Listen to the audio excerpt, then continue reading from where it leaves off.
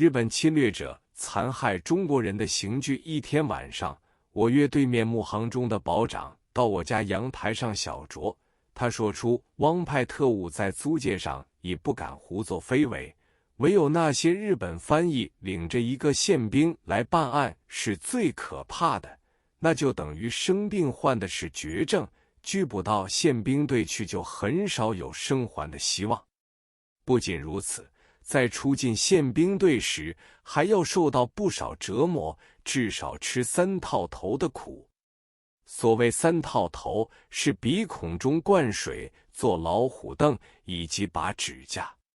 严重一些的就要吃5套头的苦，那名目我已记不清楚，只记得有一种叫做踢麻球，就是将人装在麻袋中，由4、5个宪兵踢来踢去，等他们踢到不高兴踢的时候，麻袋中的人一条性命也差不多了。还有7套头，更是惨无人道，所以一进宪兵队总是活得进去，死得出来。我听了他说的种种情况，真是不寒而栗，每次想到就觉得犹有余悸。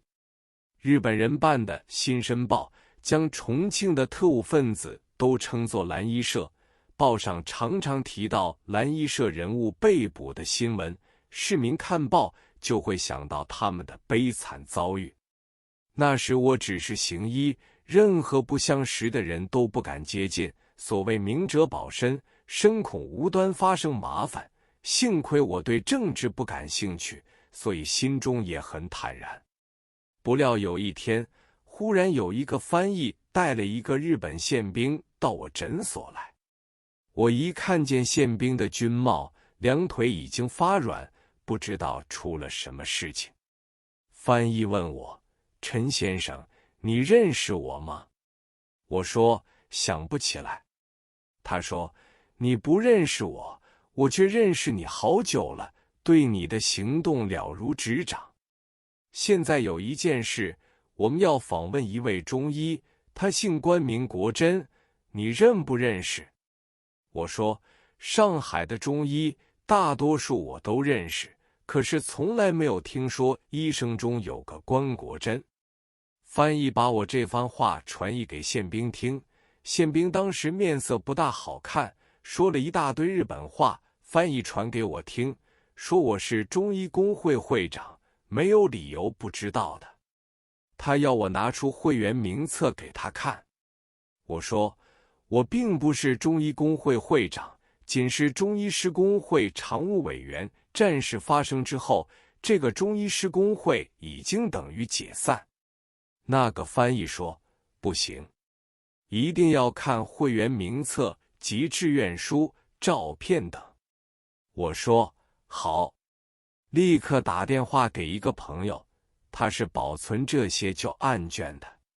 一会儿，名册、志愿书都送来了，翻阅很久，果然发现有一份是贴有关国珍照片的志愿书。他们看到了，如获至宝，欣欣然离开了我诊所。我心上也放下了一块石头，认为这件事可以告一段落了。岂知到了次日，我正在诊病，那个翻译和宪兵又来了，要我到贝当路、金衡山路宪兵队去一次。说完这话，他拉了我就坐上宪兵车。当时只有一个学生在诊所中，听说要我去贝当路宪兵队，他心想这件事非同小可。在宪兵车中，那个翻译对我说：“这件事牵涉你，能大能小。这个姓关的中医现在还没有捉到，因为他是蓝衣社分子，私设电台，昨天已去捉过，但扑了一个空。这件事可以说你有份，也可以说你没有份。我认识你甚久，可以帮你忙向宪兵解释，但是宪兵也是要钱的，你肯出些钱就太平无事，否则说你通风报信，使蓝衣社分子得以逃走，那么事情就大了。”于是我就当机立断，答应给钱，最后真定送他们1000元美金，在当时1元美金几乎值几百万储备票。我说我一次拿不出，只能按月付$100。那日本宪兵也答应了，竟然同我握手作为口头协定，好像小孩子勾手指拍手掌为定一样。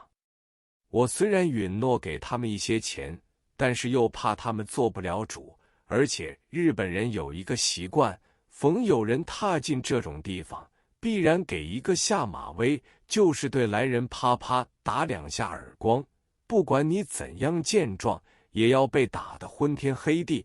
如果是瘦弱的人，必然会被打得口中出血，要是再来上3套头、5套头的酷刑，那更是受不了。想到这里，浑身无力，神情迷蒙。一会儿已进入贝当路宪兵司令部，只见里面陈设很简单，一个司令官模样的人坐在正中，两旁排了许许多多被审问的人，有些遗忘极之已被打过。地上正跪着一个人，问答时，这人好像已被打得奄奄一息。我一看这个情形，心想不知什么时候就要轮到我。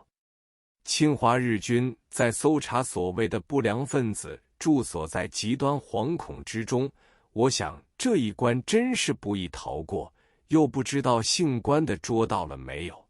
如果已经捉到，他咬上我一口，那么连我的性命都难保。正在审问跪在地上的那人时，忽然那个司令官模样的人按上的电话铃响了，他提起话筒来听。我观察他的神情，推测打电话的一方是这个人的上级，所以这人态度很严肃，他的语气似乎很和缓，只听他连声说陈样陈样。日本语的样字读为生，也就是中国语先生2字。这是一位翻译，就急急忙忙地翻案卷。等到那个跪在地上的犯人审问完毕，司令官旁边的翻译就高呼：“陈存仁到了没有？”这时我才明白，刚才那个电话是有人为了我的事打来的，但是我总不会想到会有高级的日本人打电话来营救我。当时那个司令官模样的人就问我的姓名籍贯，又问我：“你究竟认不认识姓关的中医？”我回答：“不认识。”这人问了这2句话，就挥手叫我离去。